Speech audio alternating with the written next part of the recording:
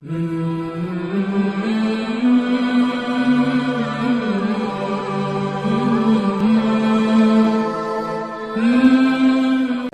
کے قرب کی تلاش کرنے والے کو کس حد تک اپنی خواہش کے لیے دعا کرنی چاہیے؟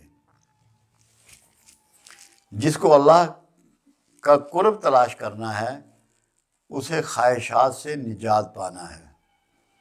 اگر اللہ کے اور بندے کے درمیان میں کوئی رکاوٹ ہے تو وہ خواہشیں ہیں۔ جتنی خواہشیں پیدا ہوں گی اتنا اللہ سے دوری بڑھتی چلی جائے گی۔ اللہ نے اپنے رسول صلی اللہ علیہ وسلم کے لیے یہاں تک کہہ دیا کہ محمد صلی اللہ علیہ وسلم اپنی خواہش نفس سے کوئی بات تک نہیں کرتے، جو ہم اسے کہتے ہیں وہ تم تک پہنچا دیتے ہیں۔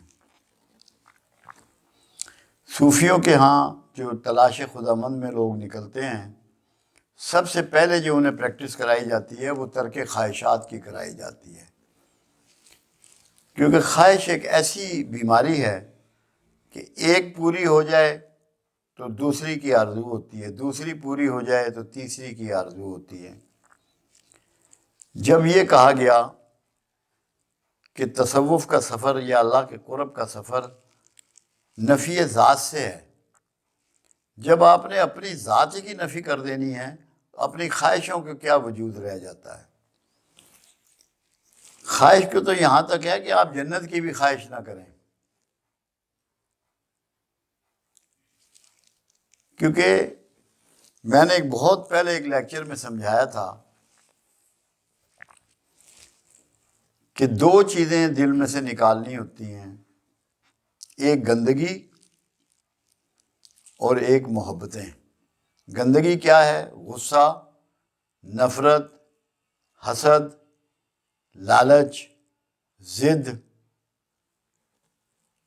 کسی کو نقصان پہنچانے کا خواہش، بے صبرا پن، یہ سب نجاست ہے۔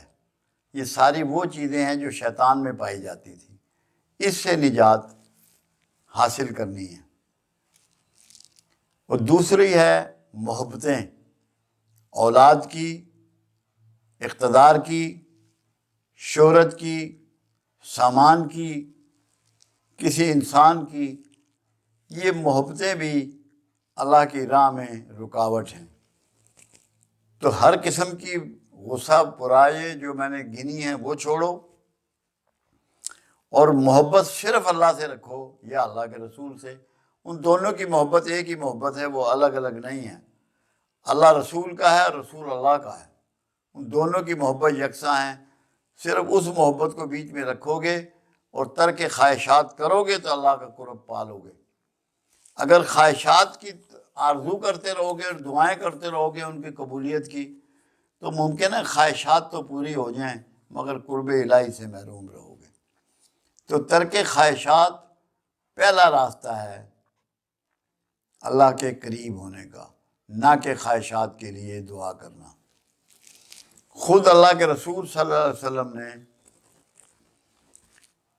اس طرح کی خواہشات کی دعائیں کرنے سے لوگوں کو روکا ہے، اجتناب کیا ہے کہ تم اللہ سے مغفرت طلب کرو، کیونکہ ہم اللہ کے وہ بندے ہیں جتنے بھی ہیں جو اس کا بھرپور شکر ادا نہیں کرتے۔